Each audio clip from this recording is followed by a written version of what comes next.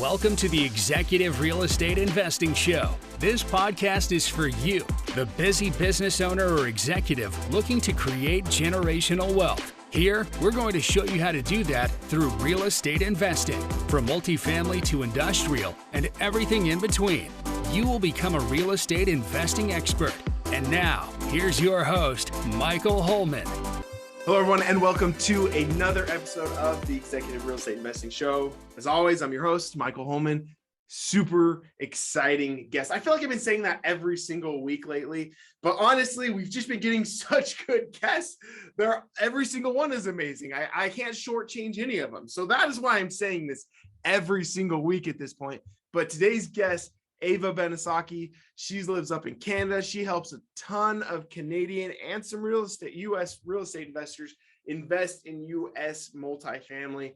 It's fantastic. You want to know the thing that I love most about this is she, at the very beginning, she gets very vulnerable about her journey, right? Very applicable. If you're in business, you're in real estate investing, this is a very applicable thing because you see everybody who just has all of these, it just looks like they have it made, right? And from the very beginning, they never had any struggles. There was never any issues. Well, Ava goes into, just a glimpse of what it actually takes to be successful in real estate investing, and very translatable to being successful in business as well. So I'm really excited to get into this. Before we get started, executivereishow.com. You've been hearing me say it every single week, and it's even more true now. Go over there. You're going to get a lot of good information. You can ask an executive question. You can sign up for a newsletter. You can check out the show notes. Today in her episode, Ava even talks about a book that she co-authored with 10 other women. We're going to have that linked in there. So go ahead, check out executivereishow.com. It's awesome. You're going to love it. I promise. You will not be disappointed about the content that you see there. Also, if you've been listening for a while and you like the show, you like what you're listening to, go ahead and leave us a rating and review. Apple Podcasts, Spotify, YouTube, wherever you're listening or watching to this, go ahead and leave us a review, hit subscribe. That we want to get this out to as many people as possible. And lastly, and always, before we get going, we're going to start with today's executive tip. And today's executive tip is to get real with people, right? And that means be okay opening up to people. Be okay showing your vulnerabilities as well as the successes, right? That people often think that makes you look weak when you get real with people, right? And that's not the case at all. When you get real with people, you'll find that they see you as human, right? They see you as, hey, that's somebody who's been through similar struggles that I have and have overcome and achieved. That's why people love biographies and autobiographies so much, right? Because they get into the details of the good and the bad and give you a roadmap for how to be successful later on. Getting real and being real with people is so beneficial. It makes you feel so much more authentic than anything else you can do. So today's executive tip, get real, and you're going to see Ava about to get real all up in this interview. We're going to get right into it. Hello, everyone, and welcome to another episode of the Executive Real Estate Investing Show. I am your host, Michael Holman, and I am so excited today. We have a guest that feels like she's been everywhere. I finally actually got her to come on the show. I only had to message her 6 months ago. I finally got on the list, so this is my lucky day, I guess. Everyone, we have Ava Benesocky with us. Really, really excited to have you on the show, Ava. Thank you so much for having me, Michael. I love your energy, so I'm excited to have a great conversation today. Fantastic. Yeah, I have this problem a lot of times. I just get going and I don't know how to stop. Everyone's like, stop yelling into the microphone. I'm like, I can't help it. On my volume thing, they're always telling me to turn it down to like the very lowest volume. It's beautiful. It's beautiful. Keep the energy going. I love it. I love it. I love it. Well, Ava for those of you who might not know Ava, she has done a ton in the real estate investing space. So she started CPI Capital. She lives up in Canada, which is fantastic. She's also done a ton with women in private equity groups, all sorts of amazing things here. I mean, honestly, I'm looking at this bio and the things that I know about Ava. And I don't even feel like I can do it justice talking about all of the things and stuff that she's currently working on. Ava, tell us about yourself. Awesome. Yeah, right on. Thank you so much for having me today. So yeah, I'm CEO of CPI Capital. Our mandate here is we partner with passive investors as limited partners to acquire value add multifamily assets in the U.S. and we're located across the Sunbelt states. I'm also an author. I co-authored a book with a incredible woman across Canada, and we talked about how we found success through real estate investing. Awesome. I'm the YouTube host of Canadian Passive Investing Academy, which I'll have to get you on there because we bring on all real estate experts and we talk all about real estate investing and wealth building topics, and we add a lot of value. And like we were kind of mentioning, I learn a lot as well by bringing guests on. And then what else is it? I'm a thought leader in real estate private equity. That's a little bit about me. Love it. Love it. Well, Ava's done a ton of stuff, right? And one of the things that I'd love to just start with, right? Because one of the things that most people might not know a ton about you, right, is the fact about this book. I'd love to talk about this book that you wrote. What was it titled, and who'd you write it with? I wrote it with, there's 10 authors in total, and each woman, it's a woman empowerment book, and it's called From Ordinary to Extraordinary. So we all the whole point of the book was to inspire other women to take action on getting involved in real estate investing, because what we did was we told our stories. We got really vulnerable about our stories, and we kind of said, hey, listen, we started here and now we're here because this is the journey we went on, and we overcame fears and we were resilient and so forth. So it's kind of like, if I can do it, so can you. So it's to really inspire a lot of women out there. There was this one lady who called me after reading the book, and she's like, Ava, I've been so scared, because a lot of people let fear get in their way, right? So they don't take the next step to investing or doing things that can change their lives around.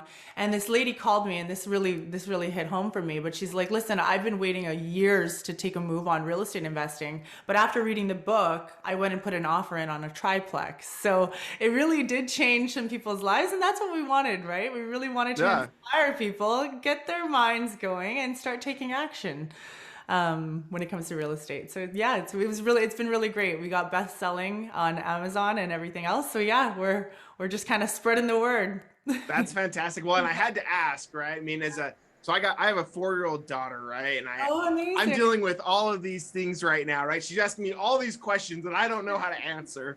Luckily, she's got a mom to help her through this, right? But this kind of thing is really interesting to me, right? And one of the things that you'd mentioned is you were writing the book. You said everyone got really vulnerable. And I would love to kind of just dig down, what about your section of that book or the part that you authored, what part of that felt vulnerable to you? Yeah, great question, actually. So I kind of tell my story. I'm a small city girl. I grew up in a small town in Alberta, the province next to BC. And I grew up there. Everybody still lives there. They all have their families. My whole family still lives there. And I was always this entrepreneur. So I think it's a part of me. I was born an entrepreneur, I think. But again, I was always this entrepreneur, and I was in real estate. I got started in real estate at a very young age, at 22 years old. And I did really well in my small town because everybody knew me, right? I grew up there. Everybody knew I had that know, like, and trust. But again, everybody was getting married around me, having kids. And I felt like there's this big world out there, and I was kind of missing out a little bit, even though I had everything one could desire, right? So I sat my parents down one day and I said, Mom and Dad, I'm going to move to the big city. And that's in the province over, and that's Vancouver City, where there's like the real estate is like 10 times the price and everything else. And I didn't know a single soul out here. So what I did was I packed my fashion in the back of my car. I left my incredible career. I've sold my primary residence, and I came out to this big city where I didn't know a single soul. And there was a lot of fear and of course everything else. But I'm like, you know what? I'm gonna go take over that big city, and I'm gonna become a top producer, real estate agent in this big city. I remember driving into the city and the opportunity that was like right in front of my eyes, right? I was so excited. I'm like, I'm gonna take over this city. Well, guess what? Reality hit me really hard, really fast. And all the stuff I was using back home, the systems and everything that I had that know, like, and trust. Not a single soul knew me here. And it was just one of the most difficult things I've ever had to deal with, right? It hit me hard. Success did not happen at all right away. I went through kind of this 2 years transition time where, like, one thing after another, the market crashed in Vancouver. So even successful realtors were having a very difficult time. And then again, it just goes back to, it was really bad. Lots of calls home to mom and dad. And they're like, come back home. What are you doing? You have everything here. What are you doing? Get your butt back here. And I said, absolutely not. I came here for a purpose. And the world works in really mysterious ways, right? And I stuck it through and I stayed resilient. And I surrounded myself with really great people. And I ended up meeting my business partner today, Ava Benesocky. And we ended up connecting and started talking about pain points that exist for Canadian investors. And the more and more we talked, the more and more we were kind of discussing things. Our company, CPI Capital, was actually started because of this problem that we saw that Canadian investors were having, and awesome. We wanted to find a solution to that problem. So anyways, that's kind of the story where I get vulnerable. I talk about, like, literally the biggest dip of my life and how, resilience and how kicking the fear in the butt and not letting it stop you from kind of following your dream to figure out that there is something out there. Just keep going and you'll find it. So that's kind of what I talk about in my book. And it all led me to, boom, starting my real estate private equity from the ground up with my business partner because of that, resilience and everything else. So anybody listening, if you want a copy of the book, just reach out to me and I'll send you a copy of the book. Absolutely. And we will for sure stick all this in the show notes as well, so you don't have to frantically be writing everything down. Awesome. But one of the things that I love that you mentioned, right, and this journey and this path, you just gave us a little glimpse of what everything was like and how that transition happened for you. It is so applicable to today's world. I mean, especially in business and in real estate investing, right?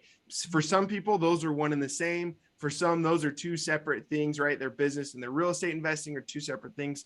But the thing that I love that you'd mentioned, right, is you gave us a glimpse of it. Success just doesn't come overnight, right? It doesn't just happen. Oftentimes it comes, it's kind of born through some of these dark times in our lives that we have to try and figure out and get creative and move on. And I love that you mentioned that, because especially today, in today's world, right, it feels like everybody is just, if you're successful, you're uber successful from the very beginning, or you don't tell anybody or show anybody anything about not being successful, right? I mean, you just look at like social media, right? And all of a sudden, next thing you know, there's just somebody who's really, really successful in their business. It's like, how did they even, they never failed. They just, boom, they just appeared. Everything went perfect for them. And that's not the case at all. Totally. Right?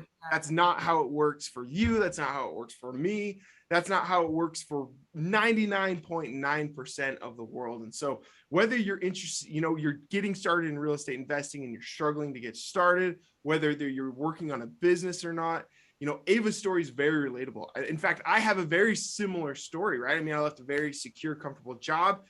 I came to work for my father and everybody viewed it as, oh, you got this amazing, you're walking into this amazing job. We had our own really, really difficult issues. I mean, there was weeks it was like, I don't know how I'm going to pay payroll next week, right? I mean, we had to deal with that. And those are things that we had to overcome as well. So Ava, I love that you shared that. I love that you got vulnerable with us for a second because it's very real, right? Yeah. And so you talk about starting CPI Capital. Talk to me about the early beginnings of that. You kind of talked about why you started CPI Capital.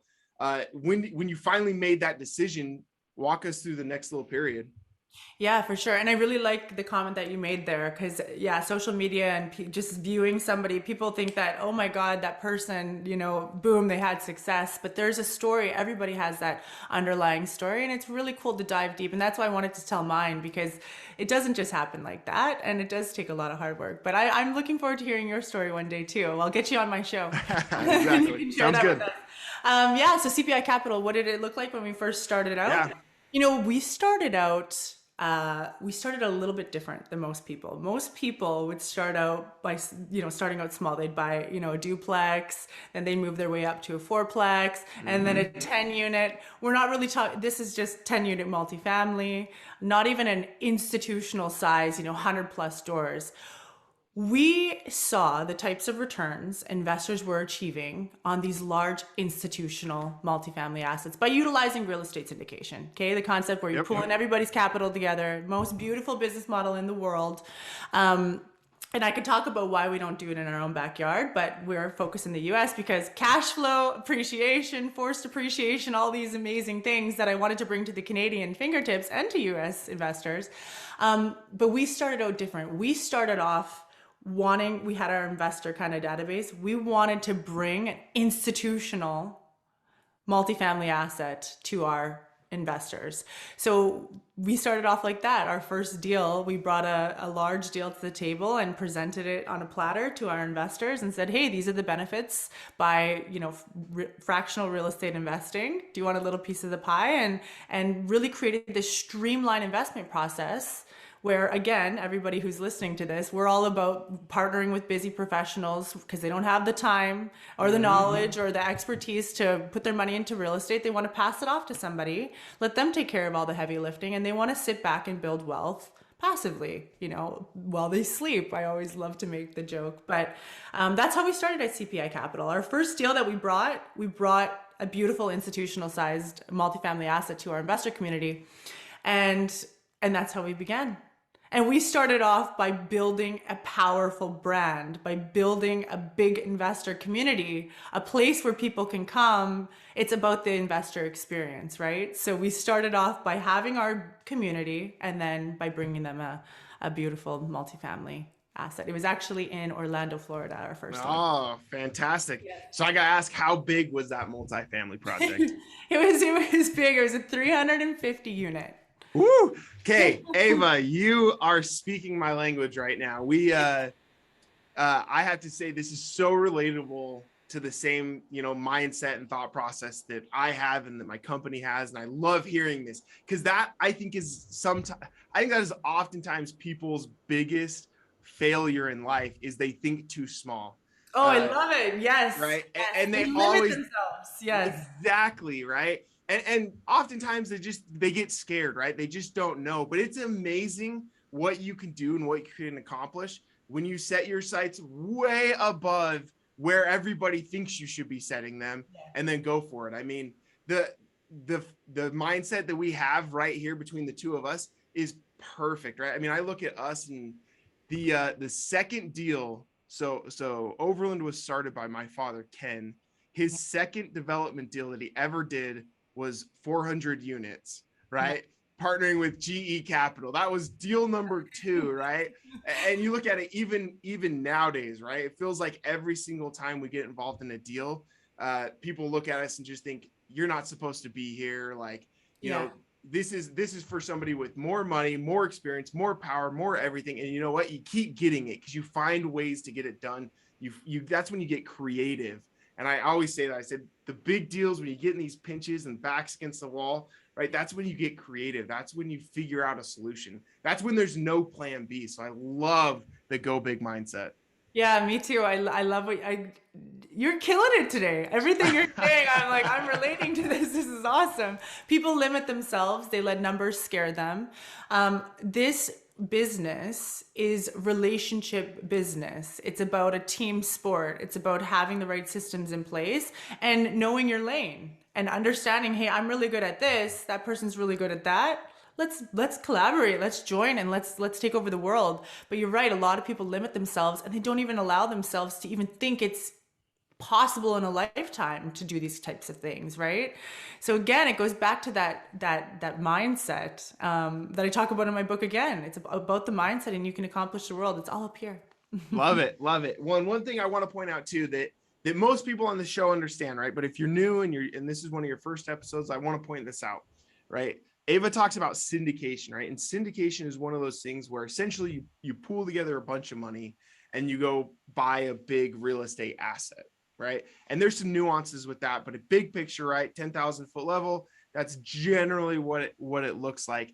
And I love that she had mentioned passive, because you hear all these people say, oh, I want passive income. I want passive income. Well, one thing to note for everybody, right? If you go buy a single family home, and it's most likely not going to be passive, right? If you're the only owner, especially if you're managing it, it's not going to be passive. You're going to be fixing toilets. You're going to be getting calls, right? Even if you have a property manager, you're still the one that's going to get the calls, because that property manager is going to call you and say, hey, my roof's broken, the roof's leaking, we have this big expense, what do you want to do, right? You still have to make those decisions and be involved in that way. So when she talks about being truly passive, syndication is one of those ways that you can get in and be truly passive, right? Give your money to somebody else, let them do the work, and get a return, right? And that's how you can leverage the power. So I love that she mentioned that, and I wanted to really dive down into Yeah, for sure. And a lot of people don't know what they don't know. And, there's this fine line that exists between being an active and passive investor. But I can't tell you how many people have been like, hey, I heard you speaking on this, they contact me because they heard me speaking on a platform, or they see me in the news or something like that. And they're like, this is really cool. I'm so sick of having properties. I just don't want to deal with it anymore.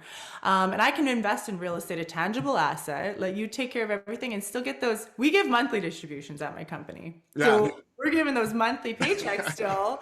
And I'm like, yeah, it's real. Like, this is real. And then you get a check at the back end. But this passive real estate investing, fractional real estate investing, a lot of people don't know about it, Michael. So it's really fun. This is why I've dedicated my life to getting on so many platforms, to talking about it, so that people can understand, hey, I can still invest in real estate hands-free. And then also you can diversify your financial portfolio with something else that's not so crazy, like the stocks and bonds. I know, especially right now, right? It's been all over the place. All over the place. Exactly. It's crazy. So Ava, I want to get into a little bit of the real estate, right? So you kind of alluded to this before. What assets is CPI Capital involved in, and where? Yeah, so we love the Sunbelt states, North and South Carolina, Arizona, Texas, Nevada, Florida. So currently right now, and we love the institutional, 100 plus, garden style, multifamily, already stabilized, so already built. We're looking for some sort of a value add component where we can have that third party property manager, and then a leasing office on site. The value add is what we love the most. And I know, and I love that you're doing development as well. And it's really cool because we should collaborate on something, to be honest. But that's kind of what we're looking for right now. This value add component, how we can go in there and force appreciate the value of the asset, is the most incredible thing I've ever seen in my life. And most people, when they think of renovating a property, they're thinking single family, right? You renovate it, you look at the comparables in the area. You think of all those HGTV shows. Yeah, exactly. And then you think of comparables in the area and you're like, okay, my property is worth this because the property across the street is worth that. Multifamily doesn't work that way, right? It's like you go in there and you renovate, you turn over the tenants, you increase the NOI, and you're like creating millions and millions and millions of dollars of value just by, the first year or two of doing renovations. It's powerful, you guys. It's so powerful. I always say that they're wealth building machines, and this is kind of why. Oh yeah, exactly. And I completely agree. To put some numbers to the things that Ava is saying, right? She's talking about NOI, net operating income. I mean, if she were to go in there, right? Let's say CPI Capital bought an apartment, right? And she was able to increase the NOI, say $20,000, right? At $20,000 increase in NOI, the average cap rate in a lot of the markets she's talking about is probably right around that 5% range right now. They're really low, but call it 5%. So $20,000 increase all of a sudden just gave her $1 million worth of value, right? $1 million for a $20,000 increase on a yearly basis, right? So she just raised rents, overall by 20,000. She decreased expenses by 20,000, and all of a sudden $1 million worth of value was immediately created. Isn't that something? Hey, isn't that crazy? When I get to show in my deal presentations those numbers to investors, their eyes are like, and we're talking 200 units. Think of 200 units, increase the rents by $150 a month. It's close to $10 million in value. Like, it's insane. So that's where investors are like, wow. And it's such a you know, it's such an incredible feeling to, the business we're in is just all around. It's just exciting. It's just exciting stuff. I completely agree. Well, Ava, with that, right? So you kind of talked about CPI Capital. I want to go down to see if there's any differences on a personal level. How about Ava, right?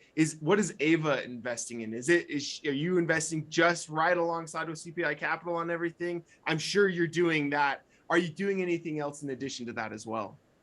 Yeah, a little bit of crypto, but Mm-hmm. most of my capital goes into my deals. Most of my capital goes into my deals. We have a Yep. couple rentals on the side, but again, most of my capital goes into the deals. And I've been educating, coming from a family of accountants, and we were talking about how you're an accountant. Yes. I've also been getting my family to get an investor mindset as well because they didn't have that before. And it's really interesting now, kind of me teaching my family and my parents about, hey guys, get your get your investor hat on because there's a lot of ways that I can help you guys build wealth here. So Love it. Well, you talk about that investor mindset. I'd yeah. love to hear you just expound on that. What do you mean when you say an investor mindset? Because a lot of people, it's like, hey, I'm an investor. I have a 401k, Yeah. that automatically comes out. Therefore, I'm an investor. What do you mean when you say investor mindset? Yeah, so conservative, yeah, so coming from a conservative family, and we call it RRSP here. So that's the retirement savings. But yeah, a lot of people are like, oh yeah, I got an RRSP, I'm set. But that mindset, the logical mindset is like, go to school, get a job, save for retirement, and then you're good to go, right? Like that's the Mm-hmm. logical mindset. That's not an investor mindset. Investor mindset is like, okay, where can I invest my money so that if I lost my job today, it's nothing to do with retirement. Am I going to be okay and have made smart investments so that alternative sources of income coming my way? A lot of people don't think like that. And I talk to a lot of incredibly sophisticated people, like doctors who are making $500,000 a year. And their biggest fear is that if they got sick today and they lost their job because they're the breadwinner for the family, then their family's not going to be okay. And that's really scary for people to live like that.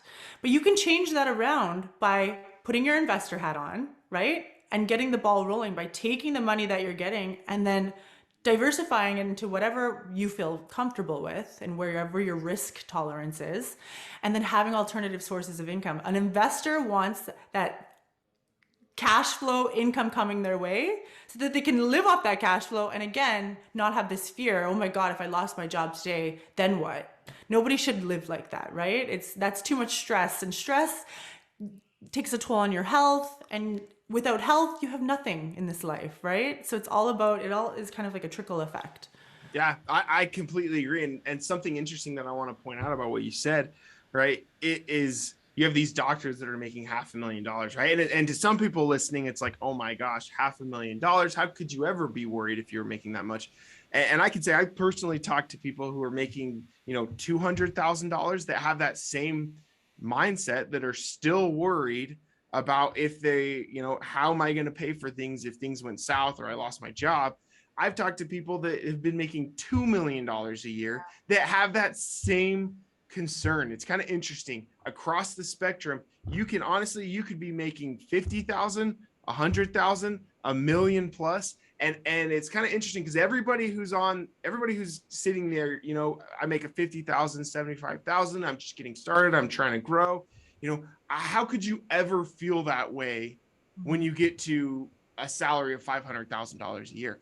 And it's funny because you talk to these people and next thing they know, 20 years fast forward, they're making $300,000, $400,000, $500,000 and they're feeling that way. And it's like, how did I get here? Right. Yeah. And so it's all about that mindset. And I love that you point that out because that's really important for people to understand. And it starts at the beginning. Yeah. A lot of people think I'm going to make, once I'm making $1 million a year, then I'll invest in things. Well, guess what? If you aren't investing when you're making 50,000, you're probably not going to make it when you get to $1 million because there's an infinite number of shiny objects for you to spend that money on that are going to look way cooler Yeah. than whatever investment you should be doing. Yeah, and that's the thing. People don't. Somebody makes 500 grand a year. Guess what? They probably bought the big fancy house and the big fancy car and da da da da da. If there's anybody younger listening to this, my biggest advice, because I made really good money in real estate and I was so stupid. I didn't have that investor mindset. I didn't even know about investing. Honestly, I was just like, okay, my parents taught me to save my money. I wasn't so good at that because I was trying to keep up with the Joneses, right? I wanted the fancy car and I wanted the fancy fashion. And God, if I could go back, if anybody's listening to this, start by investing. That stuff will come, and that won't give you happiness. Let's be honest. What will give you happiness is by investing that money and then buying a fancy car or fancy bag or something like that off of passive cash flow that you have coming in. So if I could just talk to all the young people out there when they start making money, or anybody, for not even young people, that stuff will come. That stuff will come. I can't express how important it is to get investing. It'll change your life around for sure. Absolutely. And time is your best friend when you're investing. Time is your best friend. Yes. I mean, that is the one thing. It's interesting. You can have $1 million and be investing it. And if you're taking that $1 million and you're investing it when you're 60 versus say when you're 30, night and day difference, right? I mean, we're talking tens or hundreds of millions of dollar difference. Time is your best friend when you're investing. Yeah. Yeah. So hold off on the fancy stuff, guys. It'll come. It'll come. We're not saying don't buy fancy things. I like fancy things. I'm sure Ava, maybe you don't, but I imagine you would like fancy things too. We're not saying don't buy them. Just do it in order, guys. Investing, then buy the fancy things. And it'll feel really good that way. Absolutely. Exactly. Take it from us. I love it. Hey, well, one thing that you said, right? You'd mentioned health. You're like, hey, if you don't have health, what do you have? What do you mean by that? What I mean by that is mental and physical health, right? A lot of people just don't understand or don't want to understand, or maybe they were never taught it, but without these two things, you got nothing. And I mean, imagine you started making all the money in the world and then something happened to your health. It's nothing. That money means nothing. You can't enjoy it, anything like that, right? So for me, priority, because I have a lot of responsibility on my shoulders, right? I have a lot of babies and those are my investors. I have a lot of responsibility, but if I got to put myself first always. So in the mornings, I put myself first. At night, I have a nighttime routine, a morning routine. I make sure that my mental health is always intact. If I'm feeling anything that's out, it's like the number one most important thing. Physical health, I used to go to the gym to look good, right? It's not about that. It's about keeping your muscles strong, keeping your body strong. So every day I try to make it a priority, even just for half an hour, go lift some weights. That's also good for your mental health. And then I'm very careful with what I eat, right? Brain food, all that stuff, we have one life to live. Let's live it the best that we can in the most amazing way that we can. And that's by having good mental and physical health. But yeah, it's very important. And I'm sure you have really incredible routines because you got a lot of responsibility. And even if you don't have a lot of responsibility and you just have a easygoing job, again, you want to take care of yourself. I couldn't stress how important it is. Absolutely. And I love that because one of the things, that's something that we often don't talk enough about on this show or shows like this, right? We get so fixated on the cash and the money, and I completely agree, right? And once you said that, I knew I was fishing because I had an idea that where you were gonna go with that. And I completely agree. Just a quick reminder, anybody who's listening, right? You got to keep your physical, mental, emotional, spiritual health intact, right? Because Ava said it best. Like, if you don't have any of that, you could have all the money in the world and it doesn't matter. So I had to fish for that, Ava, because I knew I had a pretty good idea where you were going to go with that. So thank you for sharing that. All right, Ava. Important thing. Awesome. So we're going to wrap things up here a little bit. We got 2 questions we ask every single guest who comes on this show. Number 1, Ava, what is the best business advice that you were ever given? best business advice I was ever given, and it was too late when I was given it. Don't try to reinvent the wheel. Okay. Like if you want to take over the world or you want to do something, take a look around, see who's really successful in what they're doing in the specific field that you want to do, and be a good copycat, if you will. You know what I mean? Don't try to reinvent the wheel and put yourself under all this stress and everything else. Figure out what systems they're using and do the same thing. And that's the best business advice I can give anybody, because it'll truly like save you tons of time, tons of stress, and help you kind of reach your goals a little bit faster. Yeah, I think that's great. I mean, it reminds me of I have a good friend who's really been really successful. And one time I was just talking to him about how he was successful, and he looked at me and said, Mike, here's why I'm really successful. I am not the person who's out identifying the brand new, never heard of opportunities. He said, but I'm really good at seeing what the opportunities that are currently exist right now and taking my slice of the pie. He's like, Nice. That's what I'm really good at. And I love it. It just goes exactly with what you were saying. Nice. I love that. When I started CPI Capital, we didn't do that. We created every system and every process, and because we kind of have a little bit of a monopoly here in Canada, right? Not a lot of people like the U.S. There's a lot of real estate syndicators here in Canada buying U.S. properties. Here in Canada, there's not a whole lot of people buying U.S. multifamily real estate, dealing with two different governing bodies, two different taxations, two different securities compliance, all these things. So we did it opposite. We're like, okay, we gotta do all this stuff. And yeah, we went through a lot, and we had to redo systems and and just reach out. We could have probably reached out a little bit more, but yeah, there we go. Oh, that's great. And good and great advice. Great advice. All right. Well, next question, Ava. What real estate investing advice would you give other business owners or business executives? What real estate investing advice? Surround yourself with people who are much smarter than you, and have like a tribe. Have like a tribe of people that you can go to, talk to, learn from, share things with, and yeah, that's probably my advice there. I love it. And the two pieces of advice that you gave were phenomenal. Honestly, like anybody who's listening, I swear, getting started and who you surround yourself are usually somewhere in the mix on almost every guest. And there's a reason, people. So go ahead, listen to it, start taking that advice. Ava, as we get wrapped up here, talked about a lot of things. How can people get a hold of you? All right. Well, I'm super active on LinkedIn, Ava Benesocky, or my email address, cpicapital.ca is our website. And my email is ava@cpicapital.ca. Easy to get a hold of. Send me a message. Perfect. And for anybody who's frantically writing, don't worry, go to Executive REI Show, click on this episode. You can see all of that in the show notes. You'll click right into it. We'll see if we'll try and track down a copy of Ava's book. We'll go ahead and put that in the show notes as well. Thanks for coming, Ava. Thank you for being such a great host. This is a lot of fun. Thank you for listening to the Executive Real Estate Investing Show. Ready to learn more? Go to executivereishow.com for more episodes and resources to help you create generational wealth through real estate investing. That's executivereishow.com.